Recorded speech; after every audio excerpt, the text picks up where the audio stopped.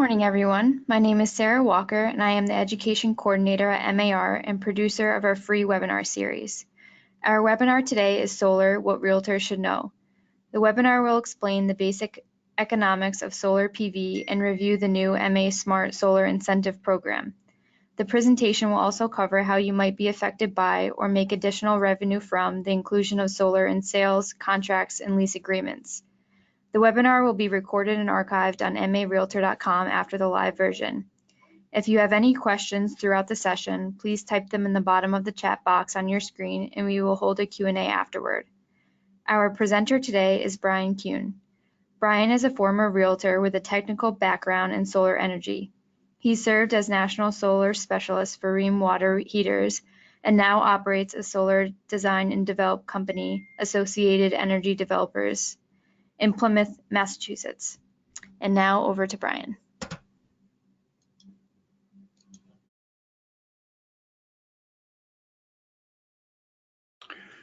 Thank you, Sarah. Thank you very much, and good morning, everybody. It's a pleasure to be here. Nice to be back talking to realtors again. My name is Brian Kuhn. I'm the CEO of Associated Energy Developers in Plymouth, Mass. As Sarah said, I had to reminisce a little bit when she read my bio, and I realized now it was nearly 40 years ago that I was involved with solar back in the 80s with Rheem Water Heaters. And back then it was a different industry. We were heating fluids, we were heating water, and that was where the value came from the solar systems. And today it's a whole different ballgame. It's all photovoltaics. Stuff that NASA was using back 30, 40 years ago has become the mainstream of the solar marketplace. We're making electricity, not just heating water. We've been very surprised at how well the incentive programs that have been going on around the country and around the world have worked with photovoltaics. They've actually driven the price down in the last 10 years. Different reports will give you different numbers, but well over 90% to 95% of solar has come down in price by about 95% from what it was even a decade, 12 years ago. I remember putting a system in where we were charging, $10 and $12 a watt, and now we're down at around $2 a watt. So it's even in a short number of years, it has come down. It's kind of leveled out now, but it's a good time for this, and that's the reason that we wanted to do a webinar for this for realtors. We actually believe that solar has become distributed generation in general for energy because it uses real estate, because it uses the rooftops and that sort of thing. It's becoming a kind of a special class in the real estate business. It's something that real estate professionals should know, and we have a lot of interaction with those professionals, so we wanted to be able to talk more about it with you. So that's what we're going to be about today. I'd like to go to the next slide here. For some reason, it's not going there. Okay, so here's why we're here today. Again, solar is really a great add-on, if you will. For income properties, it's a tenant, okay? When you're talking about a rooftop or the side yard or something, some land that's not being used, it becomes a cash cow for somebody that owns that property. It's a tenant also that can't move out. There's no squabbling with the tenant. They don't take up a lot of services. It just sits up there on the roof or on the land and makes money for you. So there's no arguing. There's no, it's a nice quiet tenant. This year of 2019 is especially important because this year is when a lot of the tax situations and incentives start to decline for some for customers. We've actually gone through 3 or 4 years here of heavy growth where incentives like investment tax credits, things like that from the federal government have been very high.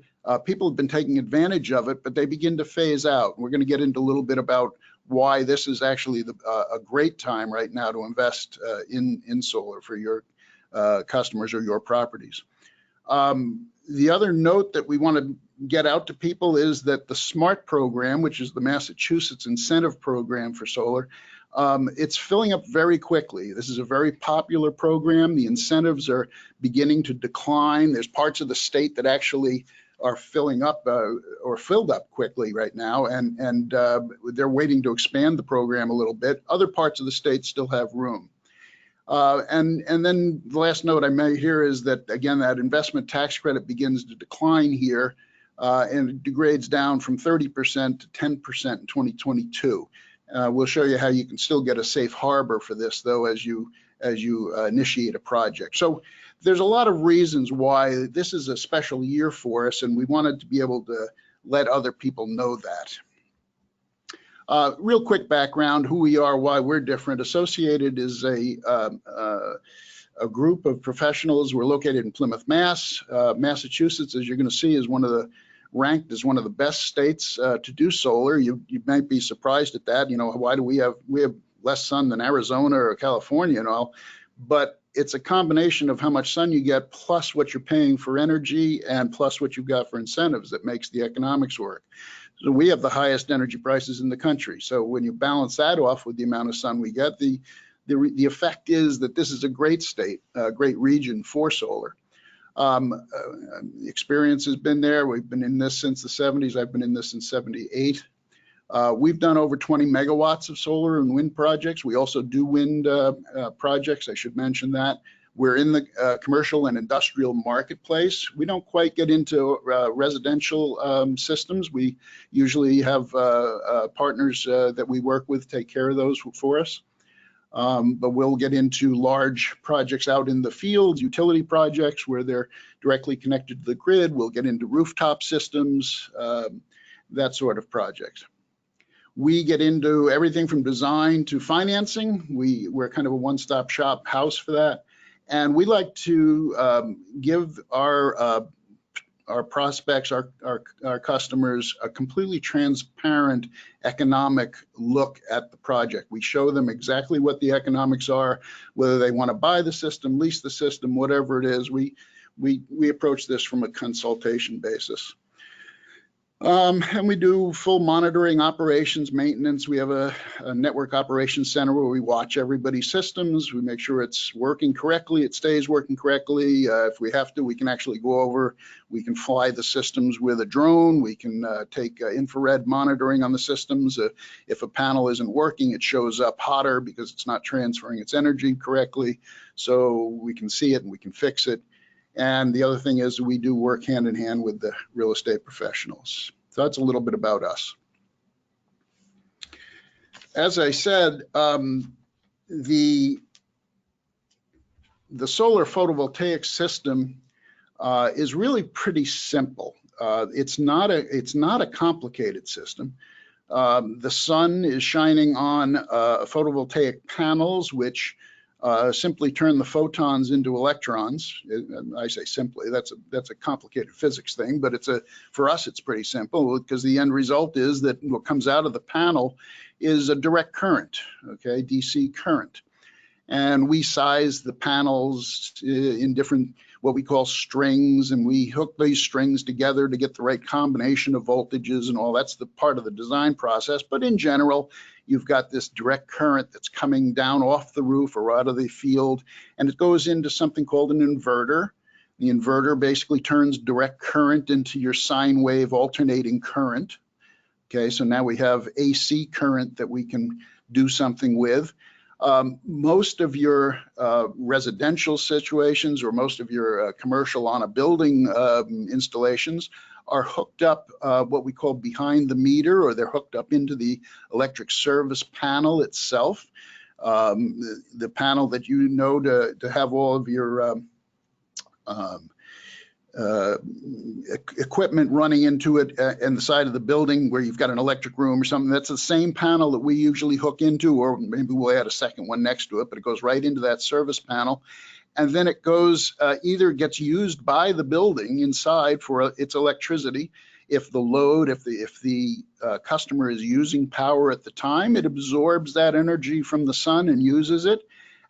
If he needs more power, it comes in off the street. and if they're producing more power than the building uses, and they're hooked up in the correct configuration, which is what we call net metering, we can actually export that power out into the utility system and onto the grid. So it's a pretty simple block diagram if you look at it this way. There is one thing that's being added in more and more. We're putting in storage systems, battery storage systems. There's several types of storage, lithium ion to chemical storage. There's different kinds, but in general, they become a battery, excuse me, that is hooked into the system inside the building. And that goes to save energy for when it's more useful or more valuable. It could be used in the building. It could be used for resiliency efforts. If your system goes down or you lose power in the building, you could draw on your own battery. And there's various incentives in place as well that will reward you for adding storage, because that storage is one of the key factors that the utility is still trying to work on. We're trying to get this large amount of noontime solar energy kind of spread out through the day. That's the big goal right now for the utilities, is how do they do that load or that supply side management. There's parts of the country right now that have actually got too much solar.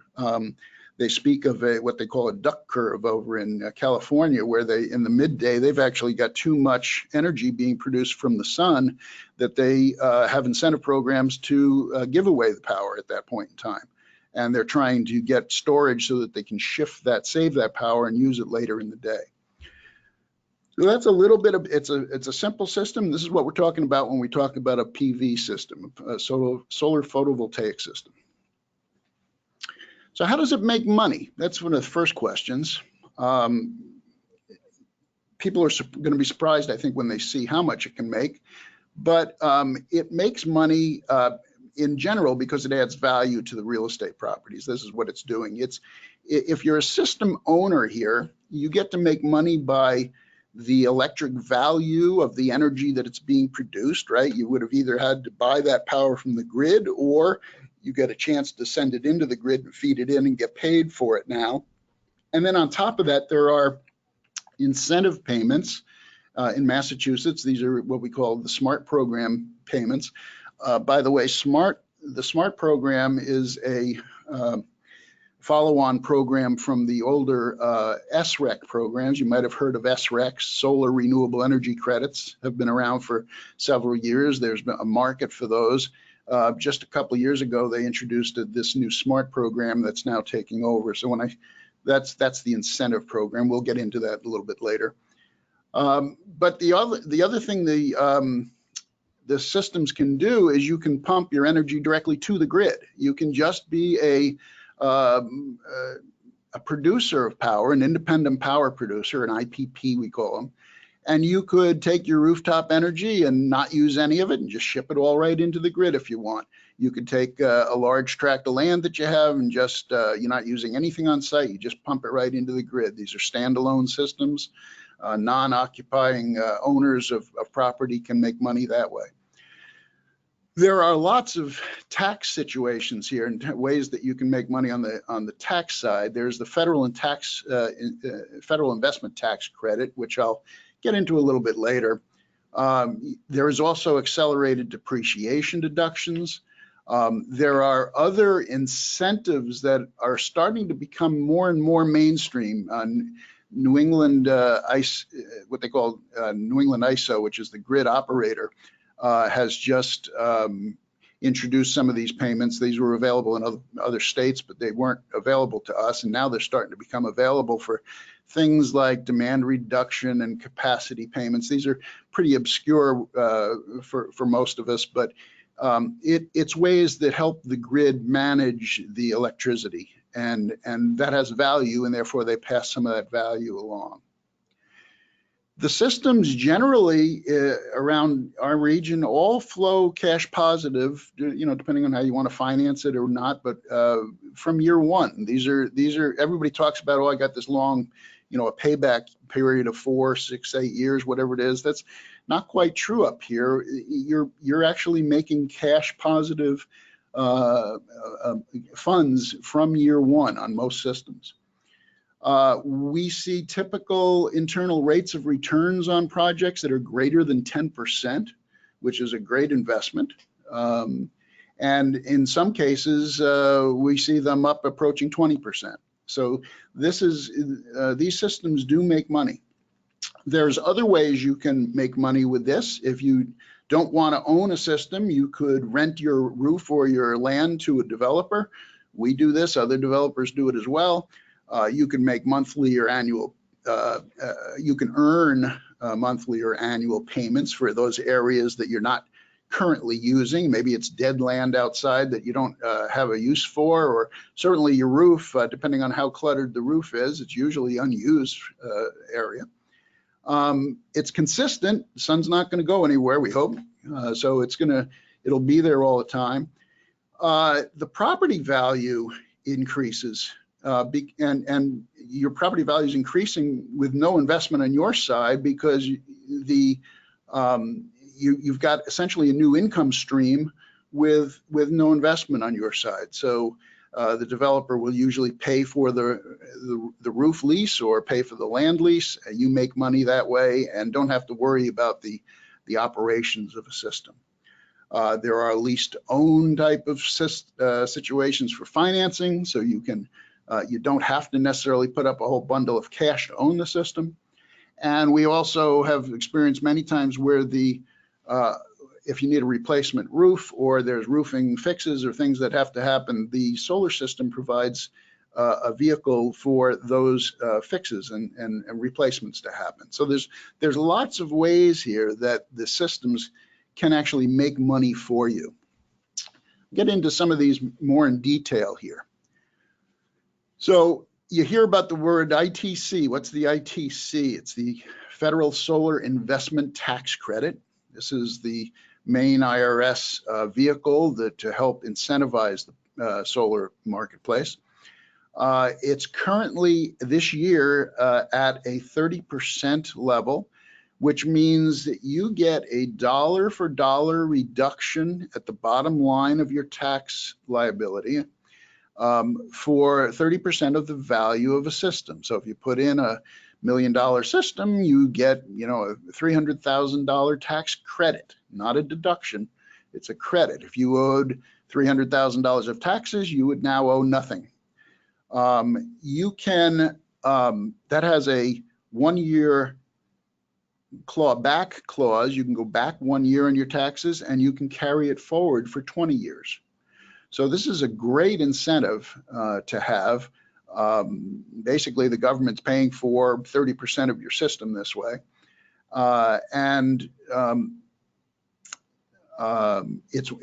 It was one of the main factors. I would say it still is one of the main factors that the solar systems enjoyed the popularity that they have.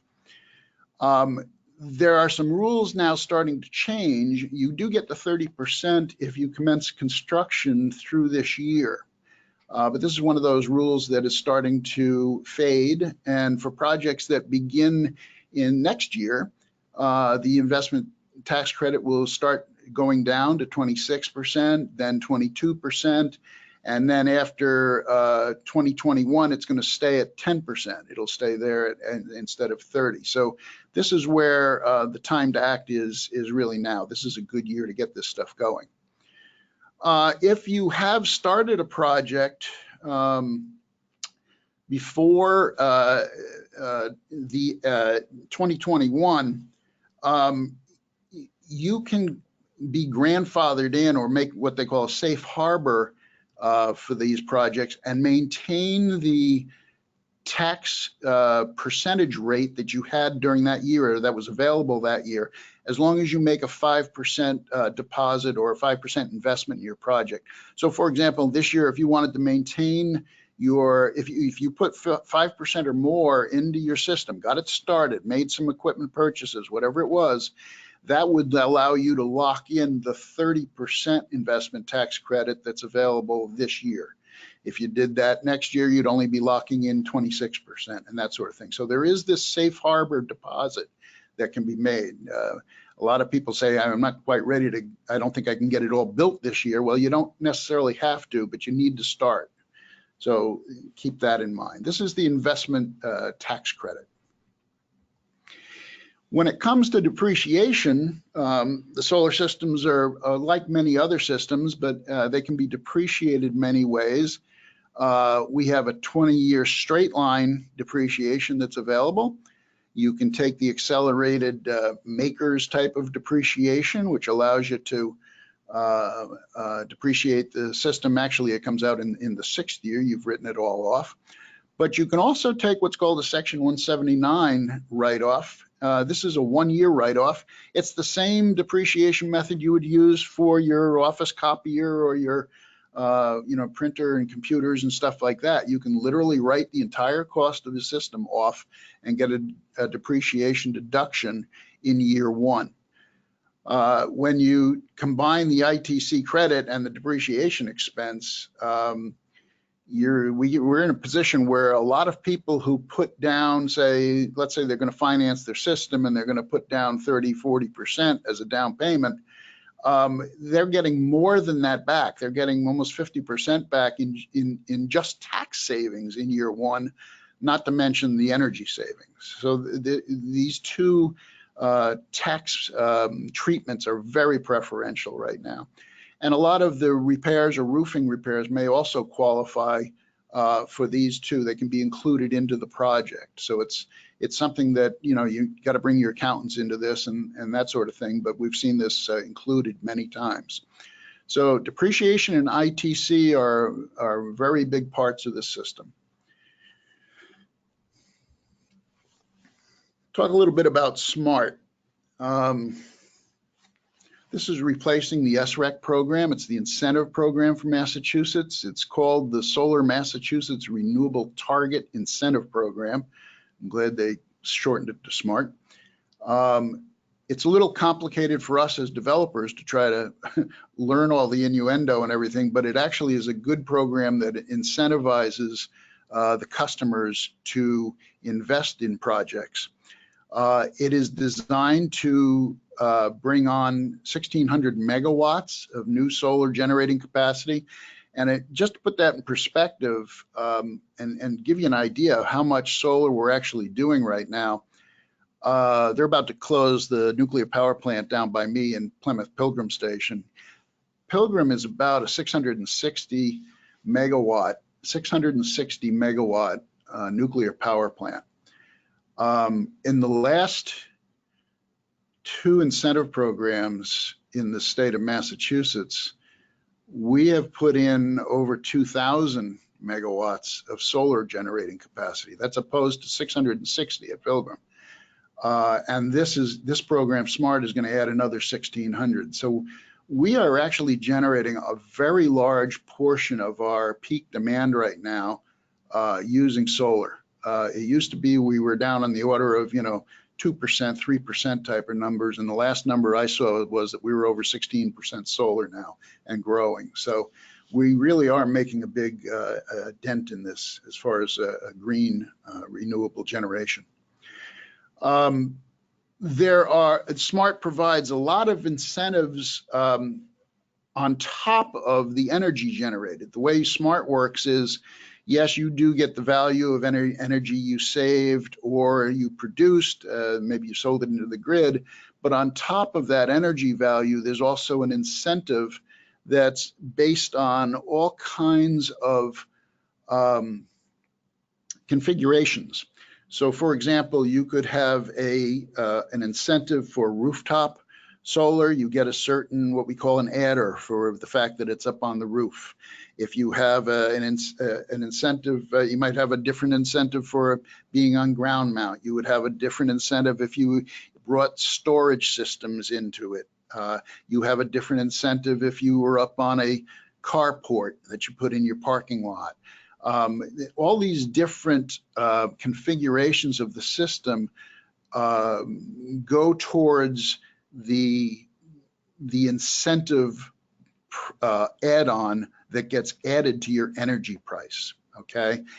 Now, this program is designed so that the incentives decline over time. As I mentioned before, you know, the cost of solar, because of incentive programs, has come down dramatically in 10 years.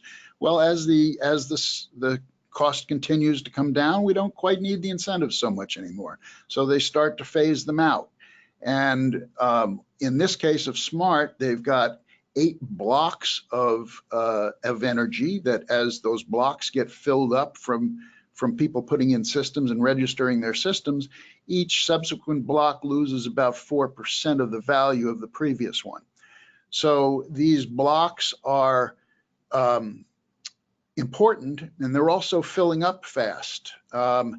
National Grid, when they opened the program back in, I think it was September or October of just last year, and within 2 months, a lot of the National Grid territory was already filled up to block 6. So they filled up 6 of the blocks right away. They're looking now at how to expand the program, open it up for a little bit more. Haven't announced anything about that yet, but there are service territories where, for example, Eversource in southeastern Mass, northeast Mass load zones, they still have room at this time for system owners that want to purchase systems and interconnect them right now. So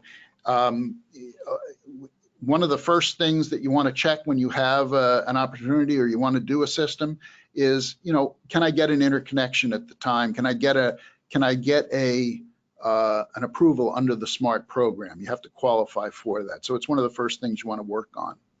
But that's what the SMART program is. It's just an incentive program that gives you a payment on top of the energy prices that you would have anyway.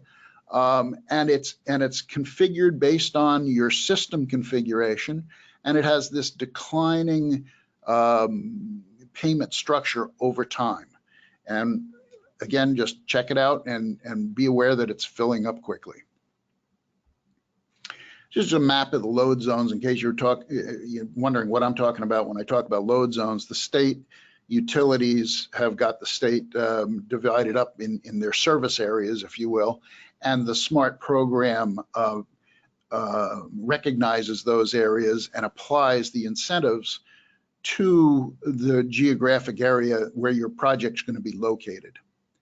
So this is also important because if you have a project that utilizes what we call net metering, which is where if you don't use all of your power on site, you can take the excess, it goes into the grid, and you get value for it. Either you can take it back at some other time for free, or you can actually sell it to somebody else. But in most cases, you have to sell it within the load zone here. So where we are in Plymouth, for example, I can sell it to my surrounding towns. It doesn't have to be my next door neighbor, but I have to stay within the Eversource load zone. So this is one of the constrictions or constraints that you have to pay attention to in this business. Talk about solar economics a little bit. I've just shown what a 250 kilowatt size system is. Now, to just put this in perspective, that picture that you're looking at there is probably half of a 250 kilowatt system up on a rooftop. The other half would be behind the picture taker. It's a good size, but moderate size commercial system. You would see this system being installed. Now, again, I'm trying to be transparent here, so I'm going to use prices, but understand that everybody's got different prices. They're going to go up and down over time, but typical cost for this would be about $625,000 system. If somebody wanted to own this system, they would go out and usually put down, just like you buying a house, right? You're going to put down some down payment money. Typical financing for these systems is available at 30% down or so. You'd be putting down about $187,500 and you'd finance the rest. And we usually can find financing programs now of 10, 15, 20 years. To take a look at what that investment, now your invested capital now is $187,000. to take a look and see what the system yields, that system is going to make about 330,000 kilowatt hours a year, which to you might not mean a lot, but if you put it in the perspective, a house uses about 9,000 kilowatt hours a year. So it's making a lot of juice. It's going to make that, if you price that out at 32 cents a kilowatt hour, which is what you would get for the energy value plus the SMART incentive, in this case, be about 32 cents. In that first year, it's going to gross about $105,600. In that first year also, you're going to get your $187,500 investment tax credit. And you're also going to get $132,000 as the depreciation value. This is real dollars now, not the deduction. Your deduction would have been bigger, but you're in a, I'm assuming here it's a 25% tax bracket. You're going to get a total of about $425,000 of value in that very first year, as opposed to the $187,000 you invested. If you want to think of it as a return on invested capital there, or ROIC, that's about a 227% return on the invested capital. And in future years, you're going to be making that $105,000 every year. If you look at that as opposed to what the balance to be financed is, it's about a 17% return on the $625,000 investment. Or if you average it all out, it's greater than 50% return on invested capital every year. So this is you can see where the economics on these systems get to be very valuable. They smaller systems will have slightly different economics. Of course, the amount of power produced is less, but in some cases the incentives are more. The opposite happens when you got huge systems, megawatt style systems that are just feeding into the grid. You have a lot more dollars, but you have a smaller incentive program. So the program flexes a little bit depending on your application, but they're all profitable at this point in time. Now, your other choice is, what if I just wanted to lease out my roof or my land? I'm going to give you just, again, these are kind of market numbers, subject to change. But what we're seeing right now is that solar developers that would come in and own the system, put it on the land or on the roof, usually they're going to be paying lease payments of about $8,000 to $10,000 a year per acre on this, okay? And that can usually work up to about $30,000 to $40,000 a year per megawatt, and then a megawatt takes about 4 acres. So if you're looking at, hey, I've got this big piece of land outside, I've got 8 acres of land, well, we might be able to get roughly a couple megawatts on that, and yeah, we're paying on the order of $20,000 to $40,000. I have to mention these are broad numbers because there's a lot of things that come into it, the development costs and things like that. But my point is, you can make sizable amounts of money just by leasing your land or your roof, and you don't have to have any investment in it. This means you don't have to come up with any money. The solar developer does. They come up with the financing. They come up with the insurance, all the rest of that stuff, and you become just a landlord. So this is one of the ways that real estate can make money on it. There are programs that also you can get lump sum accelerated payments. You might be able to get a portion of your payments accelerated, so you receive a large lump sum in year 1 and forego some of the money in years 2 to 5 or things like that. So this is part of the marketplace that's out there, and some of the numbers that you'll see. What I would suggest is, obviously, anybody that's looking at a system, you have to ask the solar developer or designer for the economics. Don't just ask for, what's the cost going to be. Make them show you what it's going to cost, what it's going to save, and everything on a year-by-year basis. It's done. We do these on a a pro forma cash flow statement, just like you would look at income property for a strip mall or an apartment building or something. This is income property now, so think of it the same way. Now, there's other benefits you'd be able to get. You've got state tax credits, state tax exemptions from property value increase. A lot of people say, I'm building up my property value now. Is that going to increase? May or may not, depending on what kind of property you have, where it's located, and that sort of thing. The use of carports is actually getting to be more and more prevalent. One of the reasons is that the SMART program has a special incentive for carports, a special adder, so to speak. The goal there is to try to make more and more use of the parking lots that are out there. Instead of having somebody go clear cut trees that are already, up in the woods someplace, let's make use of the carports. Let's make use of the parking spaces. So let's try to incentivize the carports. Other ways that saves money, you don't have to plow so much. You've got, it provides sheltered parking for tenants. You've got security lighting things. It creates more of a secure area. And you also have the availability to do electric vehicle charging and that sort of thing. So that's why you start to see more and more of these carports around holding up the solar systems.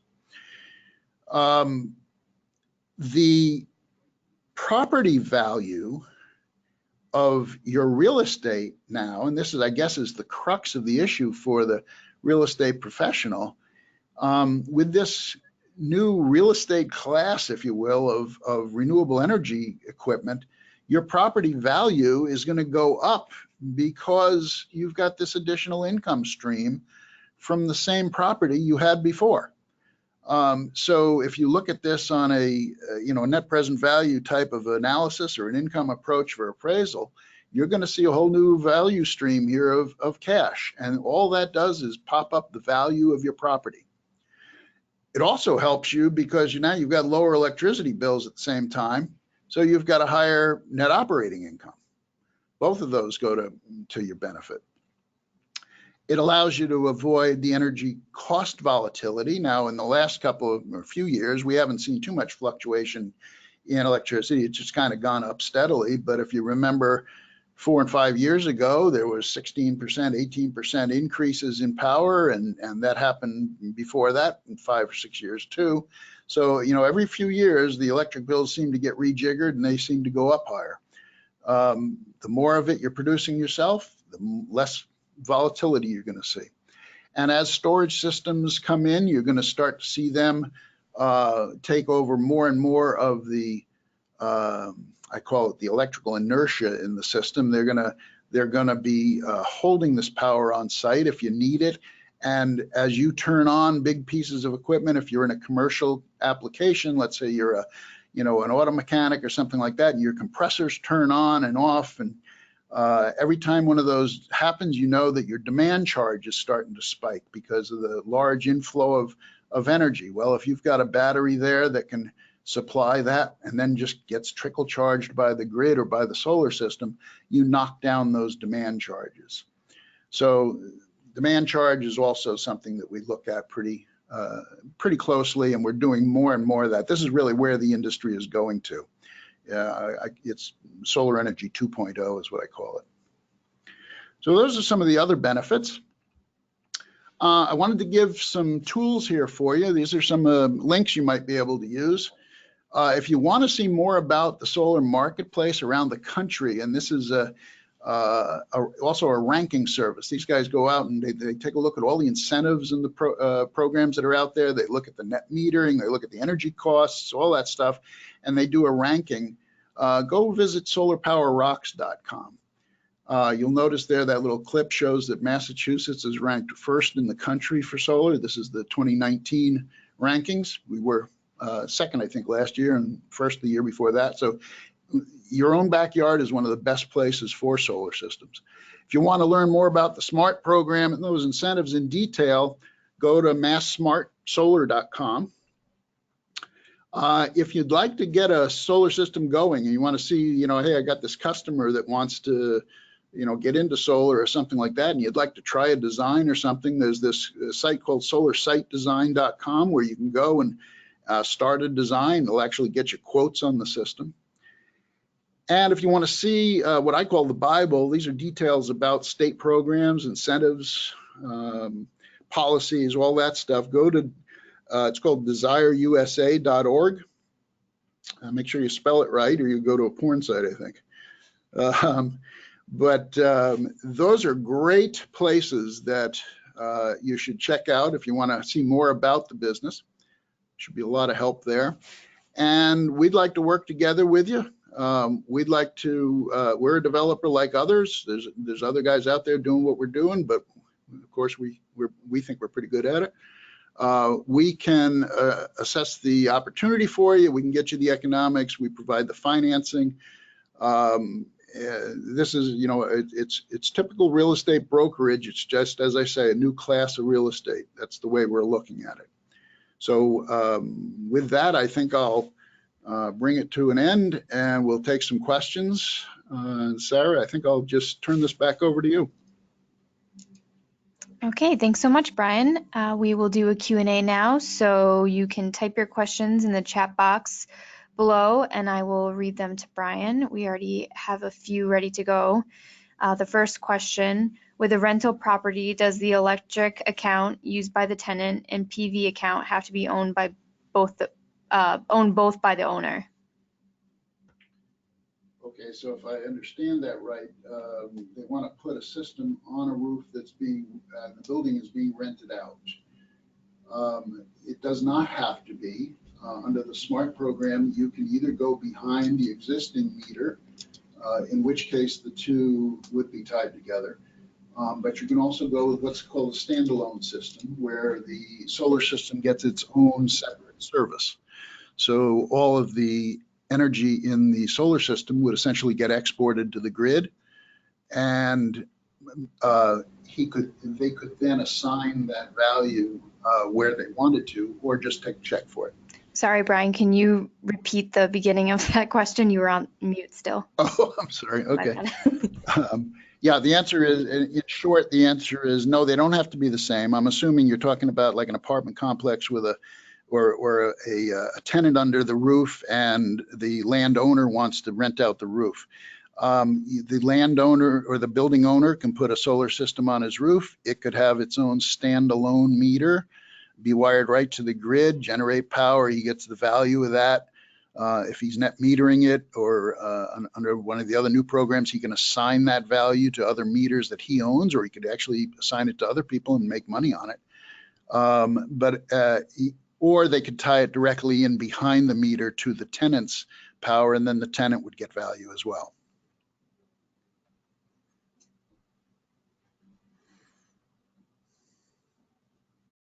Okay, thank you. And the next question, after installation, who is responsible for roof maintenance?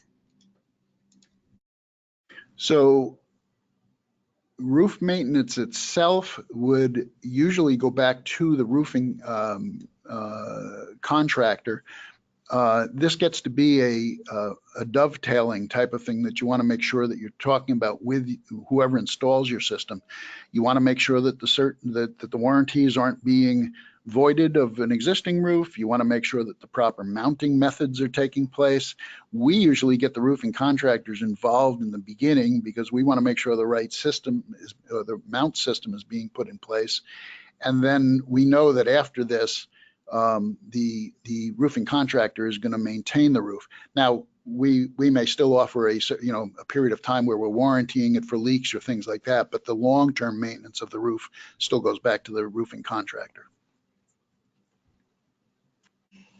And next question, I have a client in Hooperstown, and he began working with a company for solar, but found out there is no more room for his 40 acres to come online. Will there be room at some other time, do you think? Yeah, so what he's probably referring to is they recently applied to get in, he's probably in National Grid territory. They applied to get into the SMART program, and he's up against the fact that National Grid is now full up with their applications. I would say that yes, they should check over time. There has been discussion, nothing concrete yet, but there has been discussion about the Department of DOER, who runs this program, expanding it somewhat. So, you know, all hope is not lost. The other thing they might want to think about is if it's not a technical reason for why they can't tie in, if it's not the SMART reason, for example, they may still be able to operate what's called a qualifying facility or QF facility. So there are different ways around it. They should make sure they fully investigate it. Different developers are going to want to do different developers will be specializing in different paths. So they shouldn't just listen to one developer there. Okay, and you might have answered this question, but back to the roof question, just to be precise, if the owner leases out the roof, who is responsible for roof maintenance after the installation?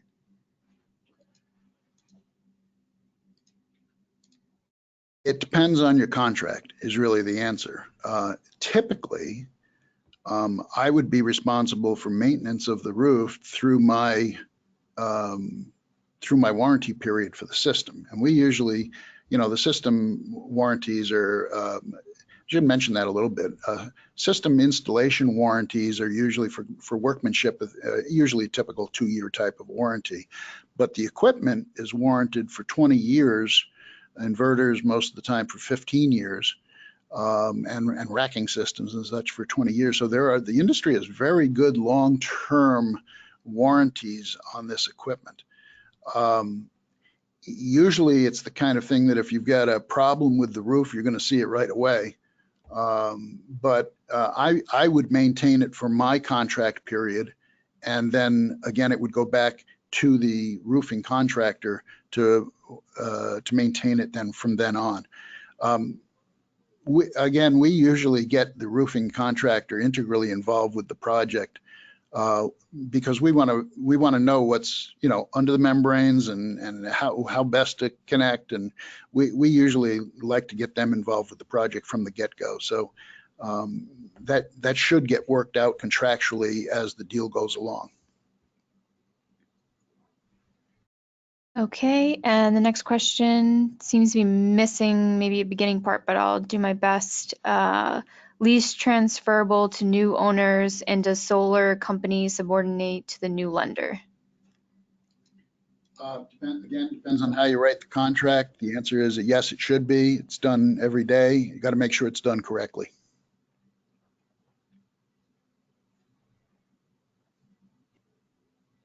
And is there any effect on property insurance if solar is attached to a building? I have seen cases where there has been absolutely no additional cost put on the system. And I've seen cases where they have added it as a, just like they would add, you know, other equipment up on the roof, air conditioning and things like that. They bump up the rate, the insurance rate somewhat. You pay a little bit more for your insurance. So I would say it would tend to be insurance company by insurance company or property by property. What I would encourage you to do, though, is talk to your insurance company about it. Let them know you are doing it, obviously, because what you don't want to do is install, you know, if it's a commercial system, could be hundreds of thousands of dollars, and then find out, wait a minute, I didn't change my insurance to compensate. Next question. I have heard the electric companies are going to charge a base fee if you have solar, so you will be paying for electric anyways. Is that true? It's true that they've tried to talk about it, and the utilities have tried to claw back, if you will, some I guess some earnings here. It has not gone anywhere with the state house. There's a pretty high resistance to it, as you can imagine. But yes, there has been attempts on their side to do it. And I guess the logic is You know, it's the utility saying, hey, we have a certain threshold of profit we have to make or whatever, and now we're not making as much, so we got to make it up somewhere else. I don't know. But yeah, there's been attempts to do it, but nothing's there right now. Okay, and out in Western Massachusetts, many areas are being purchased. If structures are on the land, they are removed and panels go up independently. Are there zoning issues there? There could be. You should, anybody looking to do solar should go and do go look at the zoning bylaws for the town, check to see if there's a by right type of solar bylaw perhaps, or maybe if it's not by right, they're gonna, usually by now, most towns have a solar designation or a solar clause in their bylaws, so it's easy to find it. Talk to the building inspector; they'll point it out to you. Most of them, though, all pretty much treat the structure, the array of the solar array, as a building, if you will. So it applies the same setbacks to it that you would have with a building structure. Many times, if it's out in the field someplace, it's a large array, they want some kind of a access around the system so that, you know, they can get trucks around it or whatever if they have to. Usually there's a fencing requirement. But whether or not the solar is allowed at all is something you should check out when you're first checking out the land, or making your first call down to town hall to investigate whether that could be changed over from one use to another, just like you would if you wanted to change to any other kind of real estate use. And is it true that fire departments won't get near a building with solar installed? I think that's probably you know, a urban myth type of thing from early on, when they didn't understand what was going on and that sort of thing. No, I know of a roof that had a fire on it. It was a lightning hit. Actually, it had nothing to do with the solar system, but there was a solar system on the roof, and you know, the fire department now knows where to look for the cutoffs. There's disconnects on the side of the building that are pretty well marked. They shut those down. They go up and fight the fire.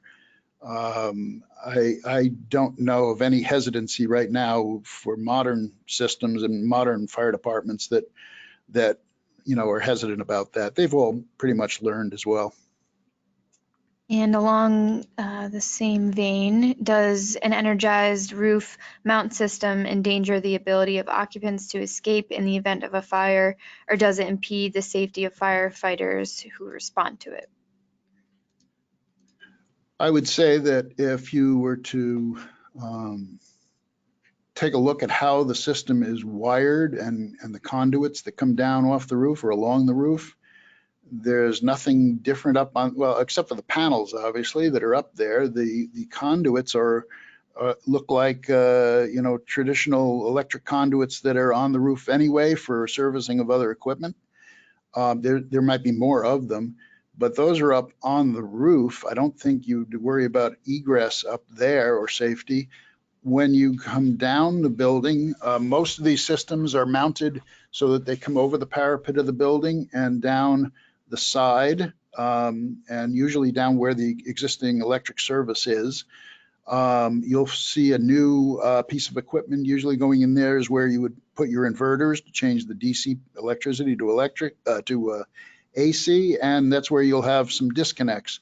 So you'll have some new pieces of equipment, but it shouldn't be blocking any kind of egress or cause any kind of a safety issue there. Now, I couldn't see where that would occur. Okay, and what's next for solar technology? What's coming in the next 5 to 10 years, in your opinion?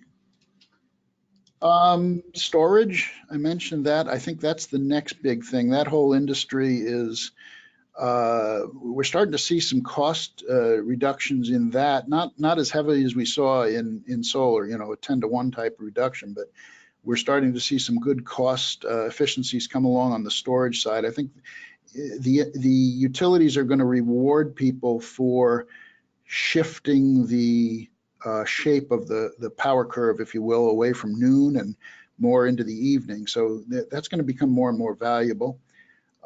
We are starting to see some new forms of panels, if you will, of solar cells. We're actually looking to license a thin film material, which is kind of a printing process. It's done on a thin substrate and it goes down on the roof. It actually can become roofing material. So I think in the future, you're going to see, instead of solar panels added to the roof itself is going to become solar. And I've seen also material that can be applied to the glass surfaces of window walls. So you could essentially take a skyscraper and have it have the whole window wall be generating power. Now, both of those are down the road. They're not commercially available right now. And because they're in smaller quantities, you see the costs are usually higher for the samples and the test product for the thin film stuff that's out there. So there's going to be a market adoption there. I think that they will continue to drive the price of solar down somewhat. But right now, we've plateaued on this industry to where our costs are really the costs of electricians and the cost of, metal racking and things like that. It's not the cost of the solar panels anymore. That cost reduction has been absorbed. I think you're going to see prices pretty much staying consistent to where they are now. We're at about $1.50 to $2.50 a watt. If you look at a coal plant, coal plants are at about $1 a watt, and that's one of the cheapest ways, dirtiest ways, but cheapest ways you can make electricity. So solar has really come down to achieve parity with other generation sources. Okay, a few more questions. Are Tesla's roof shingles available yet? Those that look like shingles? I don't know that. I've seen them in the shows. They actually were made by a different company, or there was another brand that were made. The problem with those is not a technical problem. It's actually a marketing problem. It crosses the trades between the roofers and the electricians. Do you actually have your electrician installing your roof, or do you have your roofer installing your electrical system? There's so many connections in those things that they haven't seemed to catch on. And I've been waiting for them to do so, but I just haven't seen that happen yet. So I'm still in a wait and see attitude with those. Okay, and does technological deprecation of solar PV arrays due to rapid advances in R&D actually make their contribution of residential property value less than other energy conservation choices available for residential property owners? Well, I'm a big energy efficiency guy, so I would say, before you do solar, you should be doing other things that, do the cheap stuff first. There's no sense putting a solar system up on your roof and then leaving the lights on all night, or, leaving your heat on, or things like that. So do the energy efficiency stuff first. That's rule number one. The solar panels themselves, these panels now are very hardy. We've had a lot of time testing these. The warranties are very high. We know that they degrade a little bit. They degrade about 0.5% a year for the first 10 or 12 years, and then they level out. Certain materials start to gas out a little bit, and they form a little film on the glass, and it increases the reflectance a little bit, and that's why it starts to degrade a little bit. But then it stops, and they've been running for 20 plus years. It's actually the opposite is true. What I tell people is we know they'll last 20, 25 years. What we don't know is how long into the future after that they'll last. If you've done all your economics on a 20-year type of period, and you say, hey, I've made a whole lot of money in 20 years, what happens if the thing just lasts another 20 or 30 years? We're seeing that happen on the wind side. Wind system side. This could very easily happen on the solar system, and in the next 20 years, you're making all that money and you haven't had to put any cost up. So I think it's a good long-term investment. And can panels be installed on slate? On site or, oh, on slate? On Slate. slate. They can be. Slate, obviously, and same with barrel tile type of thing, presents its own installation challenges. But if you think about California, where they've got barrel tile roofing and all over the state, it's really just a different mounting system that's needed.